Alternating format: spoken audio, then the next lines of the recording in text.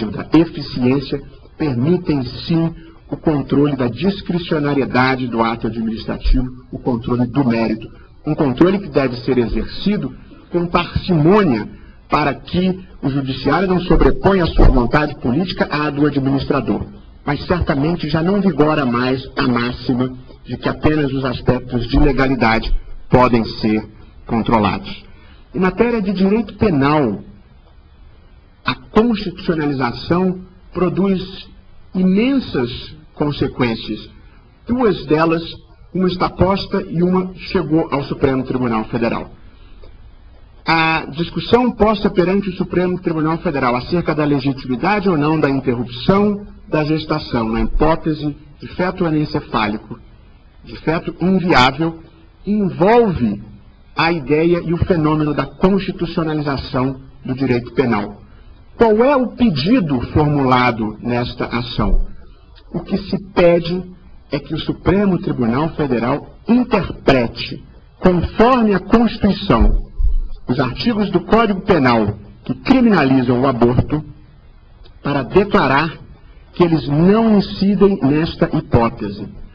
Porque criminalizar a interrupção da gestação, neste caso, violaria o princípio da dignidade da pessoa humana.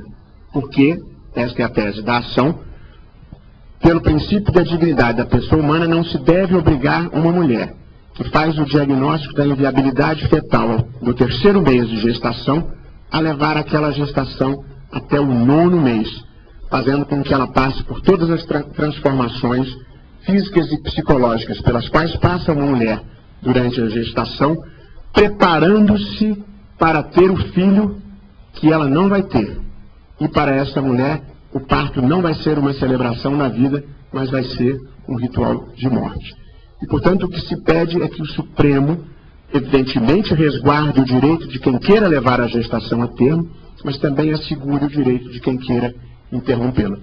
Ninguém pede para declarar a inconstitucionalidade da norma que criminaliza o aborto. O que se pede é para dizer que ela não deve incidir, neste caso, porque se incidir, estaria violando ou estará violando a Constituição. O segundo exemplo interessante em matéria penal, esse chegou ao Supremo também, diz respeito à seguinte situação. Um diretor teatral encenou no Teatro Municipal do Rio de Janeiro a peça Tristão e Isolda. Atrasou muito, parece que a encenação não foi muito feliz, e ao final desta apresentação no Teatro Municipal, já quase 3 horas da manhã, o público vaiou estrepitosamente aquela montagem. Quando o diretor subiu ao palco, como é próprio dessas situações, a vaia aumentou e ecoava pela Cinelândia, pelo centro do Rio de Janeiro, naquela madrugada silenciosa, e o diretor, indignado com aquela reação do público, virou-se de costas para a plateia, abaixou as calças e exibiu as nádegas para uma plateia que achava já ter visto tudo de ruim que era possível ver naquela noite.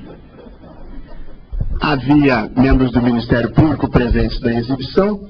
O diretor foi denunciado criminalmente por ato obsceno. A denúncia foi recebida e houve um habeas corpus contra o recebimento da denúncia.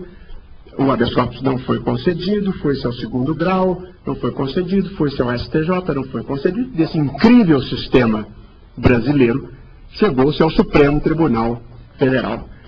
E o Supremo Tribunal Federal, ao contrário das outras instâncias, decidiu pelo trancamento da ação penal.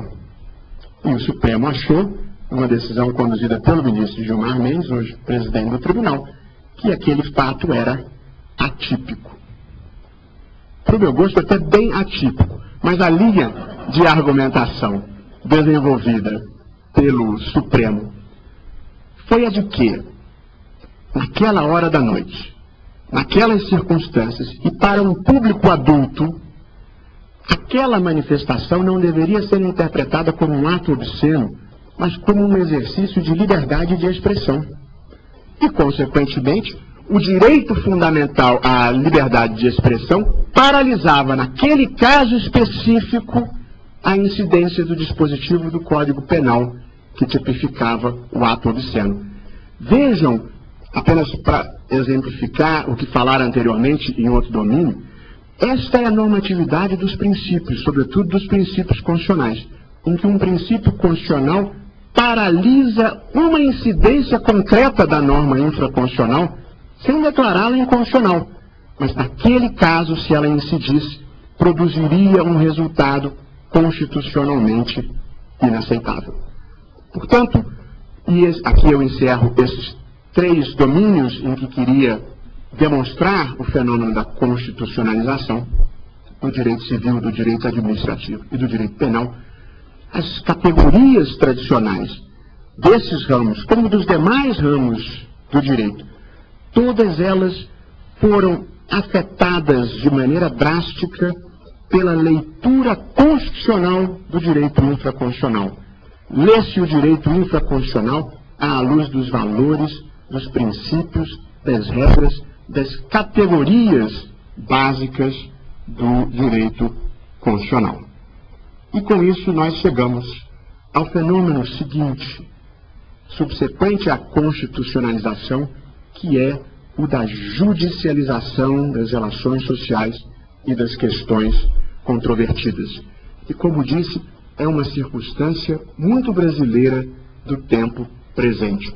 Eu falei há alguns minutos atrás do professor Paulo Bonavides, o querido professor Paulo Bonavides, e há dias atrás eu o encontrei e ele me narrou uma história deliciosa que vale a pena compartilhar.